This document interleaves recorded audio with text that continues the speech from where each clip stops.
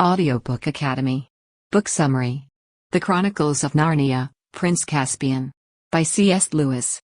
C.S. Lewis' Narnia Chronicles series includes 7 volumes, with Prince Caspian serving as the 4th.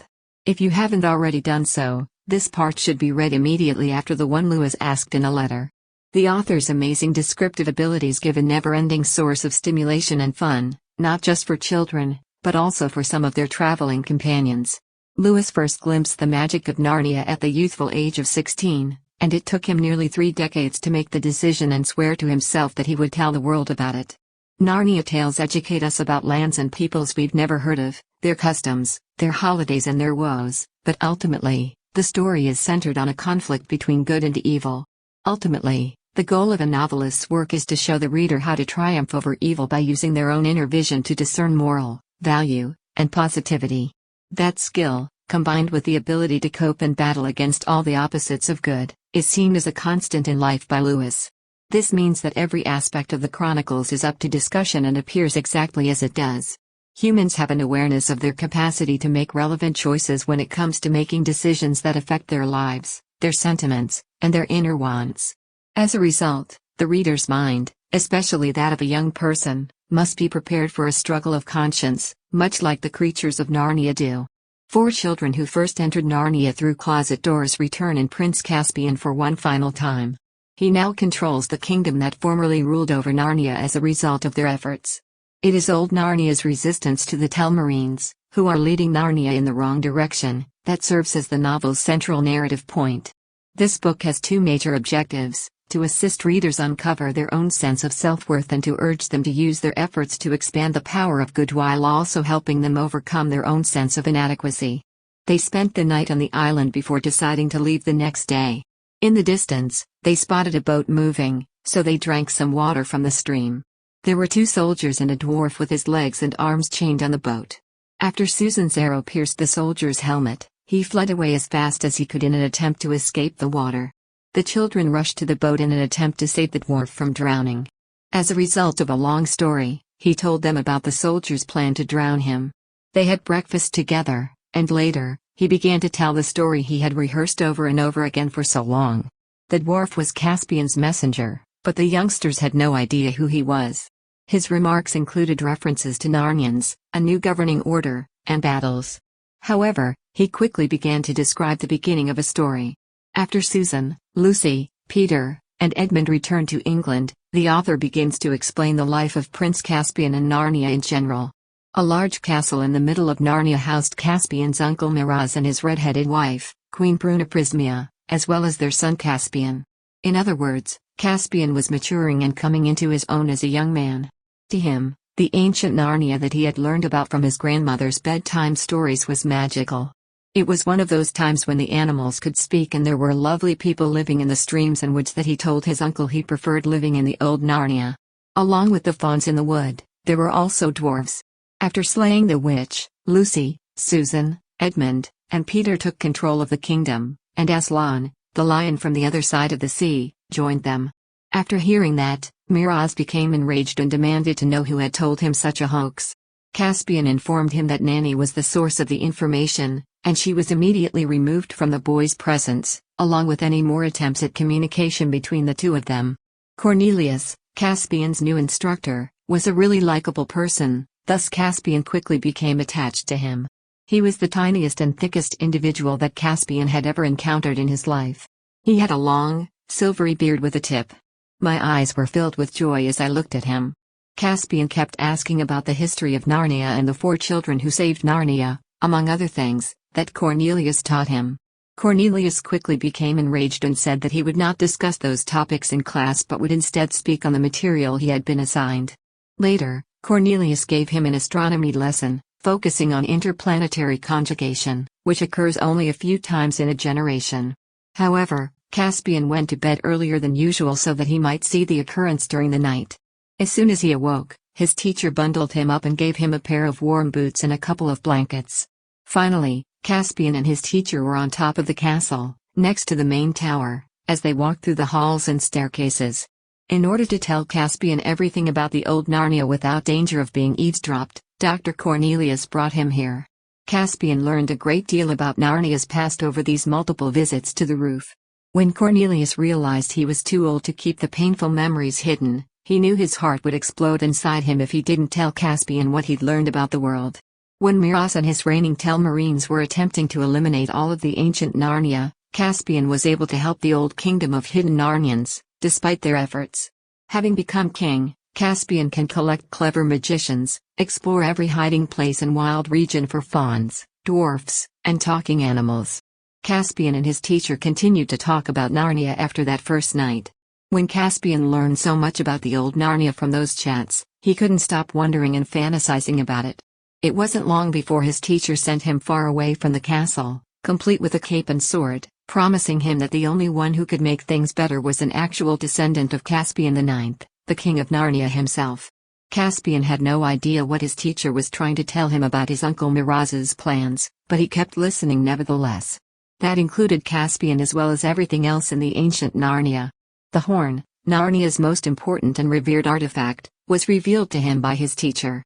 In the event of an emergency, everyone who blows that horn can expect extraordinary, yet unexplained, help. Caspian and his horse, fully armed and equipped, set out into the woods, while the teacher fled in the opposite direction. As Caspian walked for a long time, he fell asleep on the ground and woke up in a foreign location, surrounded by weird people. Trufflesearch, Nickabrick, and Trumpkin were his three dwarf companions. Due to their knowledge that he was traveling through Telmarine territory, the Caspian was a target of their conflict. In the end, they agreed to aid him by giving him a place to stay and setting up meetings with the other creatures from the past after hearing his story. In the course of his travels and hikes through the woods, Caspian came into contact with the people that lived there covertly. At first, many of them didn't trust Caspian's account, but over time, they came to embrace his wishes, desires, and intents as truths to be respected. Along the way, he ran into the squirrel Pattertwig, saw the 7 brothers of Shuddering Woods, and discovered the Black Dwarf's Cavern. When he visited the friendly prophet and astronomer Borodalski, who knew the reason for their visit immediately, it was a joyful experience. Soon after, he encountered a fighting mouse and the other members of his kind, including fawns, badgers, and many more. With a joyful and noisy dance in praise of the Caspian kingdom and his plans for it, the night came to an end. As a group, they resolved to defend the original Narnia and defeat the Telmarinians. Aslan's Mound provided safe haven for Caspian and his companions. As luck would have it, King Miraz's patrol soon discovered their hiding place, and he and his army quickly surrounded the woods. With each passing day, Caspian's patience dwindled as he awaited the arrival of the additional troops. In the face of constant fighting, Caspian was unable to win any of the battles. Despite their wounds, the elder Narnians fought on. Caspian was joined by Trumpkin, Cornelius, Badger, and Nickabrick at the stone table, all of whom urged him to play the horn. For this reason and others, Trumpkin and others sought assistance from more powerful sources because they didn't believe in the horn's power. When the Telmarines apprehended Dwarf Trumpkin while he was looking for assistance, he told the youngsters this story. The children were brought to Narnia by the horn because they were needed to aid. Initially, the dwarf had his doubts about the children's strength because he had expected them to be fierce fighters. But the presence of Lucy, Susan, Edmund, and Peter reassured him of their own inner strength and that of their gifts. It was soon after that they made the decision to go off on their quest towards Prince Caspian. They had a long voyage ahead of them, and they had to overcome numerous challenges along the way. They were on the lookout for several detours and trying to recall the shortest routes that would take them to the site of the fights. No one believed Lucy when she claimed to have seen Aslan one night, presuming she was hallucinating due to exhaustion. Edmund was the only one who was able to put some credence in what she had to say. She was awakened by the sound of acrobatic moves from the trees as they called out to her in the middle of the night. Following them into a tree-lined void, she found herself staring at the Aslan. Until it became clear that Lucy was correct, her siblings didn't believe her. It was Aslan's wish for them to follow him as he led them into the unknown. All the other youngsters followed Lucy's lead because she could see him. He took them amid the trees that were dancing, but no one noticed since Lucy was focused on the Aslan and the rest of the children were focusing on her. While walking around the canyon's outer rim, Aslan came to the point where 2 little trees were growing along the edge of the cliff. Suddenly, Aslan swung around and disappeared into the forest. When she saw him leaping off of the cliff, Lucy held her breath and didn't pause to think about it. When Aslan became lost in the cliffs, they finally came to a halt. However, they continued to follow him down the slope, relying on his shadow to keep them on track. It didn't take long before they found themselves in the midst of the trees, overlooking Aslan's grave. When they arrived, they were greeted by Bok, his wild females, and a slew of other creatures that were overjoyed to see them. Trumpkin and two of the lads approached in front of the Aslan's mound in the meantime. Their candles were flickering as they entered the dark cavern. At least one of Nickabrick's crew was discussing about the help they expected at any time behind a closed door, including Cornelius, Trufflesearch, and Caspian. For his lack of faith, they accused Nickabrick of betraying the cause. When Nickabrick summoned the witch and the wolf using magic, a massive battle ensued, necessitating the assistance of the boys. Caspian was ultimately introduced to Peter after he killed the witch and the wolf, and Peter was able to tell Caspian that he wanted to help him become king by helping him kill the wolf. Gathering all the support they could get, the old Narnians prepared their army for fresh attacks. A duel invitation was even sent out while Edmund was thinking about battle techniques and finding an appropriate location for the duel. They were fighting on a stick-bounded stage with Miraz and Peter. Meanwhile, Aslan was rousing the elder Narnians and bringing them together. While the others were cheering and praising Peter's courage, two Telmarines attacked from behind. After this tremendous fight, the Telmarines were defeated by the Narnians. They were joking, singing, and playing a variety of musical instruments the next day. They broadcast news of their triumph and the liberation of the Narnians throughout the world. Telmarines acquired a new planet to reside in after Caspian became king of Narnia, but they had to go through the invisible doors to get there. The Susan, Lucy, Edmund, and Peter returned to England through the same set of doors. They made their triumphant return to the same point in the train station from where they had vanished into Narnia. They were filled with excitement. Characters: Peter, Edmund, Susan, Lucy, Aslan, Narnians, Telmarines. Aslan, the powerful good lion, his main goal is to aid the Narnia's former rulers, the children who once ruled. In Narnia, he symbolizes the beast that represents power in general, and he's the definition of power in the land of Narnia. He's become older, yet he's still wise and mighty. In addition, he serves as a symbol of the larger good in Narnia by his small deeds and his existence. Those who know him revere him as an evocation of something greater and more revered. Without Aslan, children would not be able to enter Narnia or win their battles in the land of Narnia. In the Narnia, the characters Aslan, Susan, Lucy, Edmund, and Peter are the building blocks. Susan, Lucy, Edmund, and Peter are just regular kids whose lives are transformed when they travel to Narnia. Even though they are still young, in Narnia they are revered as strong kings and queens endowed with extraordinary abilities, in contrast to their status as common children in England. Everything in their lives changes when they enter the land of Narnia via the enchanted closet. Narnia was established and deliberated by exerting all of their power, wits, and souls to battle the evil. While in Narnia, they each received unique powers to aid them in their battles against their foes. They were instructed to help Caspian by blowing into a magical horn that Caspian had given them. They appeared to be typical youngsters at first glance, yet in Narnia they are altogether different people. Narnia is where they belong, and they are revered, respected, and admired for their work in making Narnians' hopes and ambitions come true. Caspian, a young lad who has been fascinated by Narnia's history since he was a child. He was never told the full story of Narnia's rise and fall. He couldn't ask either because it was a taboo subject in his upbringing. His uncle Miraz and his wife took care of him when he was an orphan and he didn't like them at all. His former nanny, who had been fired after Miraz learned of her misdeeds, soon revealed to him some disturbing anecdotes regarding his estranged uncle's motivations. Dr. Cornelius, his new teacher, opens his mind wider by teaching him about Narnia.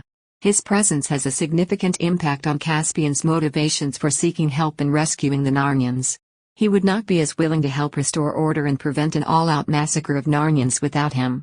He epitomizes what it is to have a burning desire to figure out what his life's work is. At the conclusion of the book, Caspian succeeds Edmund, Peter, Susan, and Lucy as King of Narnia. Clive Staples Lewis, a well-known author from Northern Ireland, is well known for his acclaimed children's literature. On November 29, 1898, he was born in Belfast. In contrast to his brother Warren, who was more interested in history, Warren was a writer. When his mother died, he traveled to England, where he discovered Wagner's music and developed an interest in the mythology of the Nordic countries. The Inklings was formed in 1933, and he became a member in that year. His debut work, The first in a trilogy titled Out of the Silent Planet, was released in 1938. Perelandru followed in 1934, and The Hideous Strength was released following the death of his best buddy. 1950 marked a pivotal moment in his career, when the first volume of the Chronicles of Narnia came out. The Lion, the Witch, and the Wardrobe was the title. A film adaptation of the novel was a huge success. Prince Caspian and The Voyage of the Morning Treader were released in 1951 and 1952, respectively. In the same year, the author met Joy Davidman Gresham, the future woman he would marry. The novels continued to be published, and we now have The Silver Chair in 1935, The Horse and His Boy in 1954, and Magician's Nephew the following year. Titled The Last Battle, it was released in 1956. Soon after, he proposed to and married Joy, only to learn that she had bone cancer. Lewis was grieved when he died in 1960. He also cared for her son Douglas, who was born during her first marriage, as well. A Grief Observed, a book about his experiences grieving for his wife after she died, was published in 1961. November 22, 1963, was the date of his death in Oxford. He was 65 years old when he died. Thank you for listening in Audiobook Academy. Don't forget to subscribe and smash that like button for more content like this. See you in next video.